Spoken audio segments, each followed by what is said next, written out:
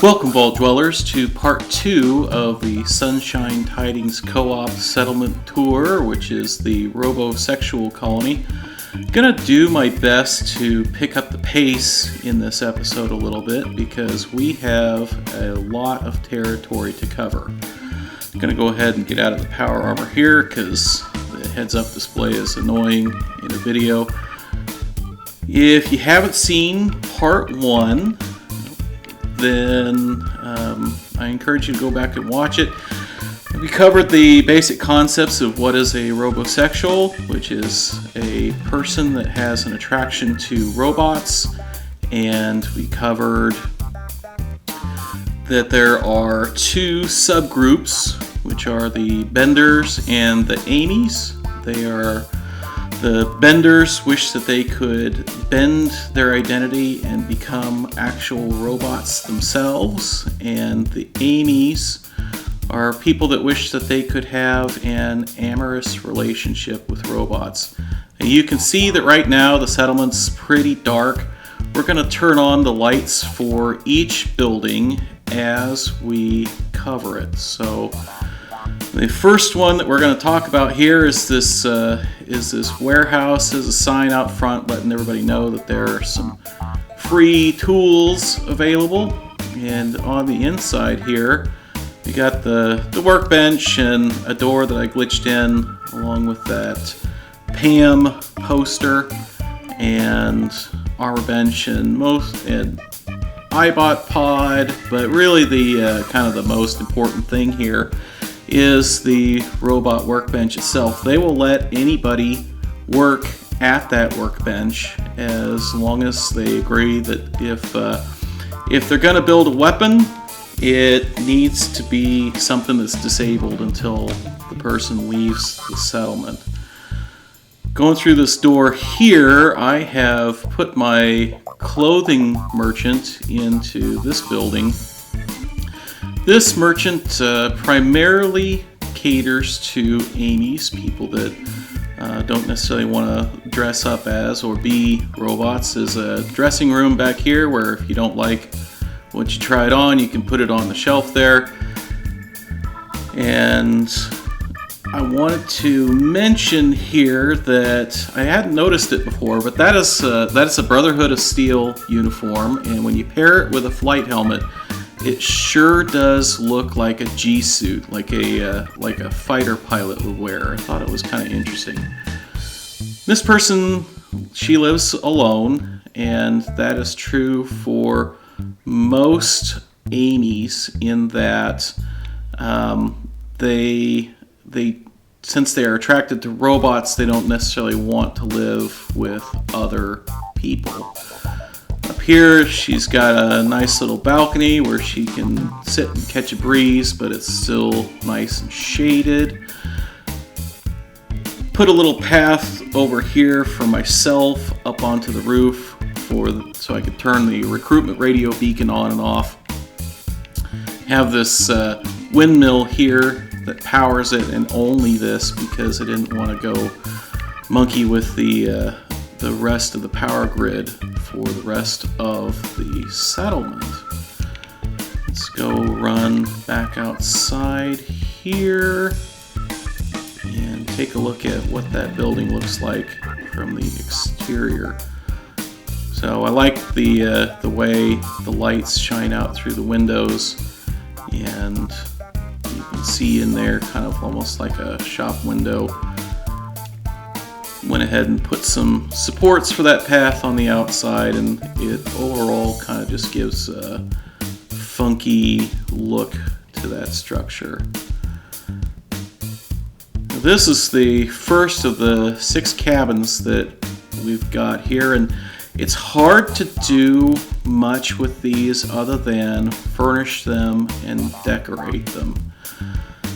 The people that live here are a couple of amies. Now they actually live together, but they are not in fact lovers or anything. They're just roommates, and they have these kind of robot statues in their living room.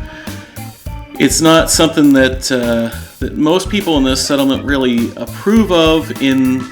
For these folks that have an attraction to robots, having a statue like that in your living room is kind of like having a big nude statue in your living room. It's not necessarily wrong or anything, it's just kind of considered tacky. Back over here, we've got kind of one of the first of our guard stations.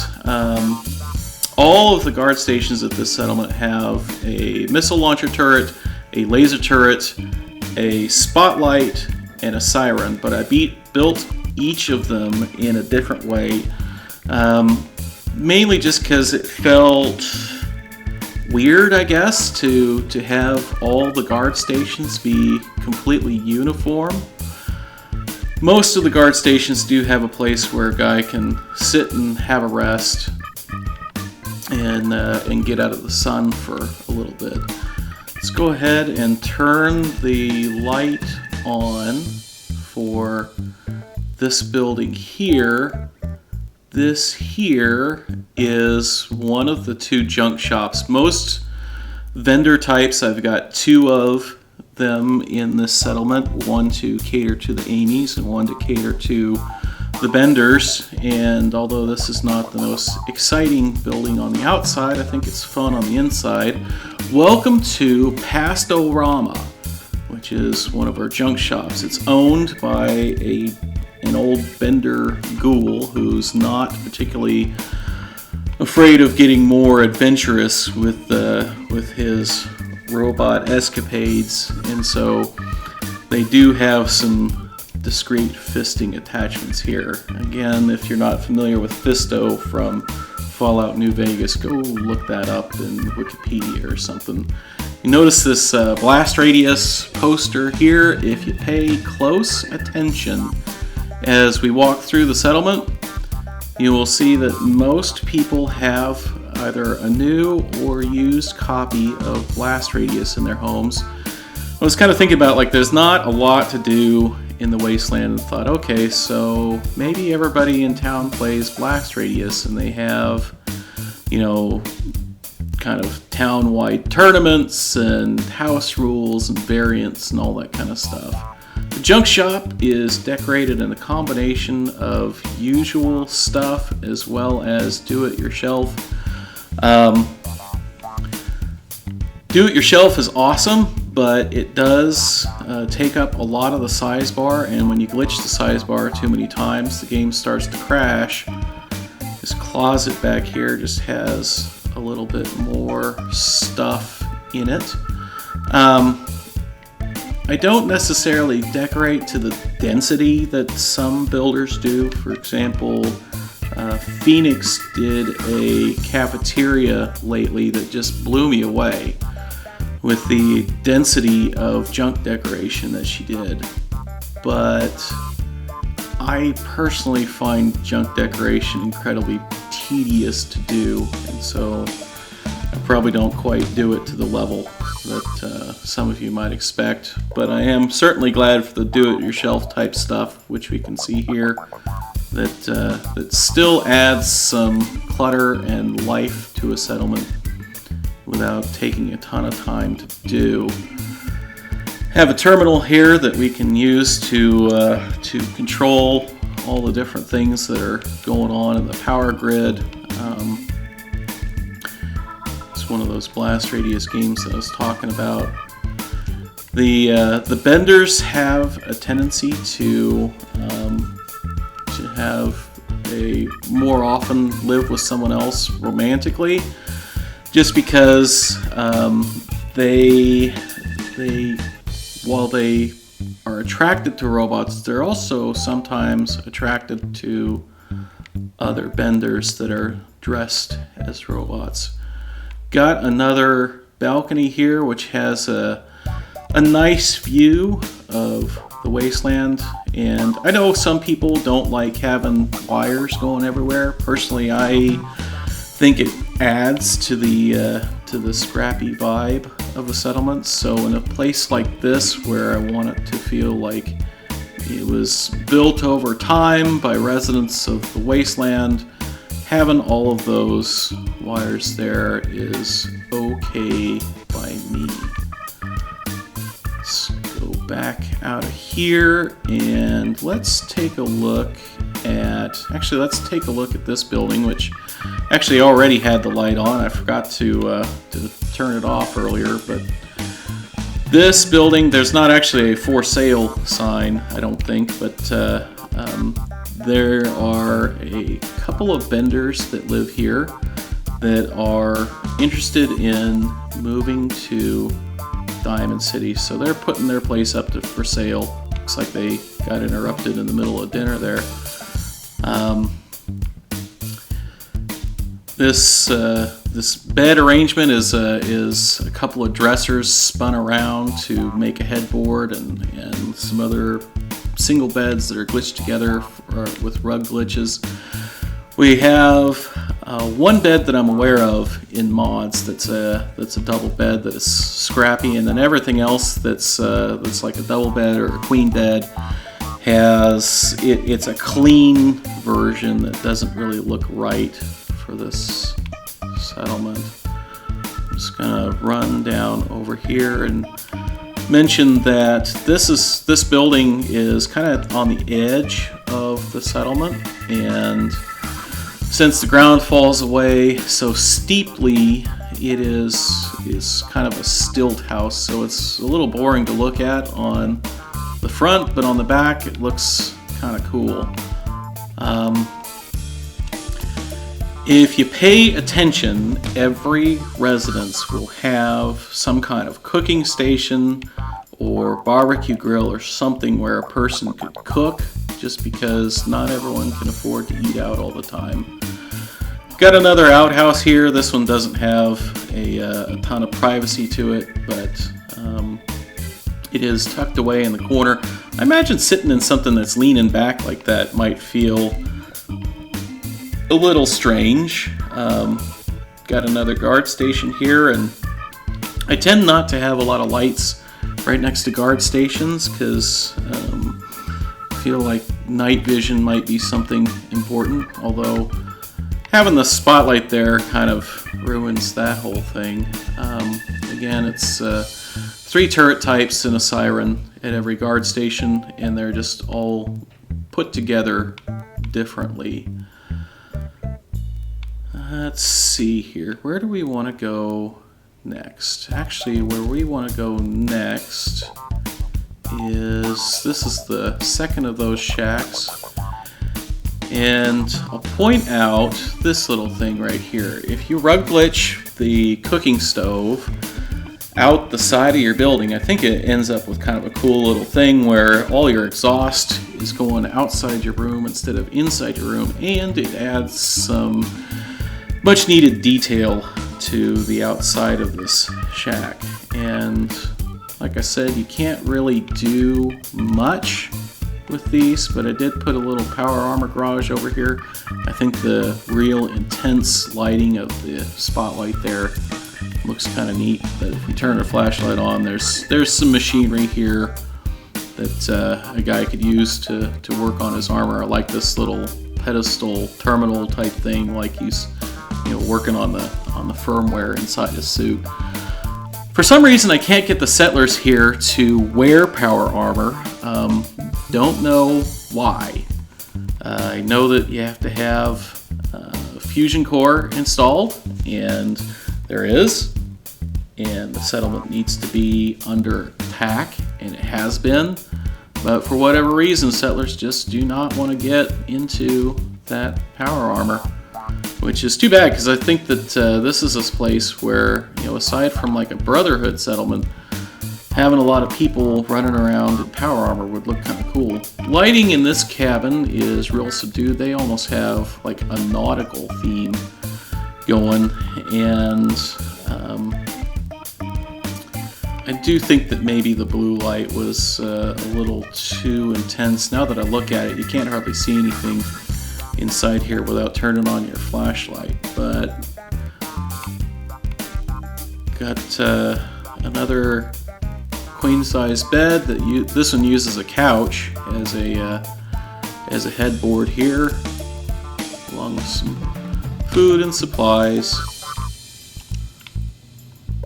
Moving on to the next. Actually, we'll just do this while we're right here. Another guard station with kind of a little lean-to spot here, and another way of building some supports for turrets that peek out over your walls. Let's go ahead and turn this one on. I'm actually surprised the game hasn't crashed yet, because this settlement does have a tendency to crash now. Kind of like how this one looks from this side. It's pretty plain from the other side, but it looks kind of cool here with the lights shining out the windows. This is our armor vendor, name of Tin Cans, and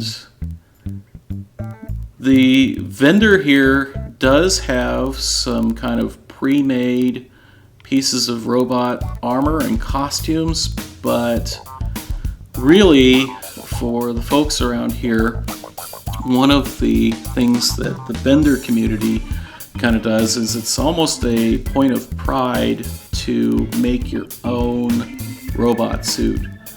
And so the kind of pre-made or store-bought ones, they're still an accepting community, and they're not gonna shun you or anything. It's just there's kind of more prestige for having done your own. I'm kind of thinking of cosplay culture or furry culture when I think about that. So the main thing that this vendor sells is raw materials to make your own suits and put on crazy paint jobs and everything that you would need to make your own. Upstairs, this is that double bed I was talking about that is from a mod. The couple that lives here, they've got some handcuffs and a teddy bear, Kinky. I'm a little afraid to ask where the light bulb goes for a couple of people that are robot fetishists. Got a little balcony out here, which the view isn't that great when all the lights are turned off everywhere, but you can kind of see where we'd be going with that. And I liked putting those big vaulted ceilings on here because it felt like just a more airy room, although this is probably a pain to keep warm in the winter time. Let's go back down out here, and how long have we been going? We've been going for just about long enough. We'll do one more, and then we'll call it a part. I think we're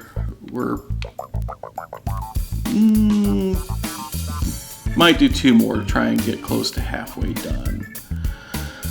This structure in particular was hard to use because without mods you can't scrap that plywood doorway, and it's right up against the edge of the build area, so I just shoved a couple fusion reactors in here. You can see them peeking through the window.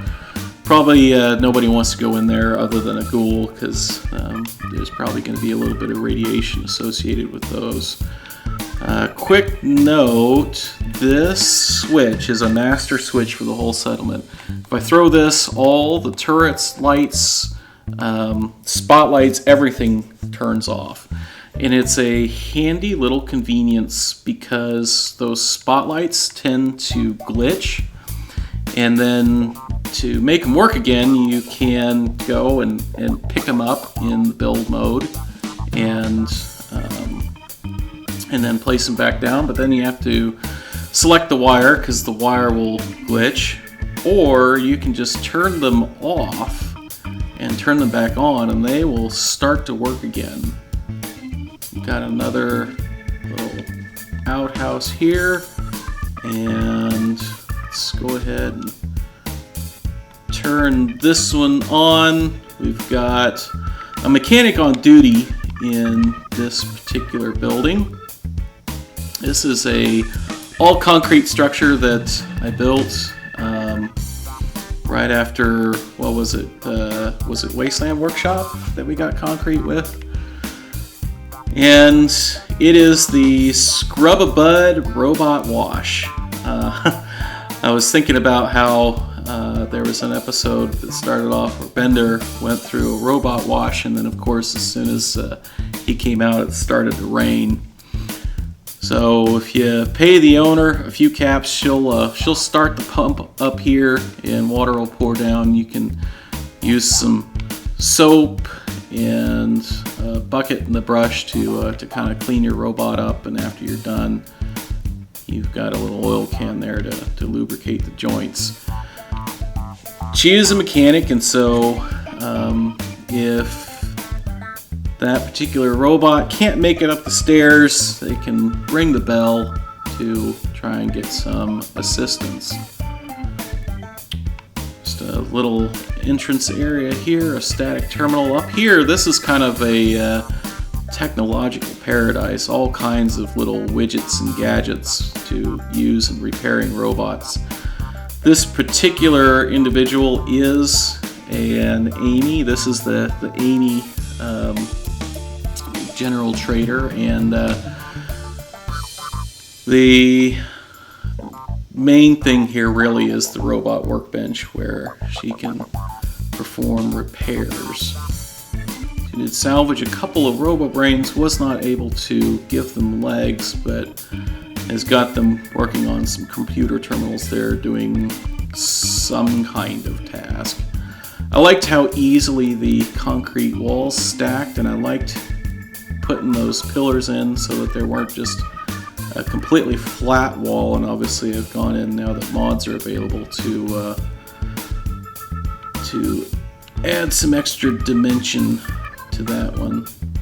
There are some stairs, there are some stairs to get over those rocks, and then there are a few more stairs outside the back of this particular building. It's probably not a place that you want to come unless you're fairly sure-footed, because there's no safety railing.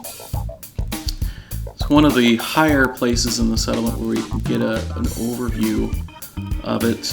And there is a Mila station here. The railroad is, of course, very interested in this particular settlement, figuring that they probably have some shared sentiments when it comes to sense. The agent that placed it here, though, is not an agent that is living in the open. Even now that the Institute has been destroyed, the railroad is understandably cautious. So I think that's probably enough for now. We'll pick it up again in the next part. If you liked the video, be sure to click the like button, and if you want to see more, especially if you want to see the rest of this settlement, which is probably only about half done, be sure to subscribe. And if you didn't like, please tell me why down in the comments so that I can try and do it better next time. My name is Nacho Bidness, and I'm saying it's a great big wasteland out there. Let's go have fun in it.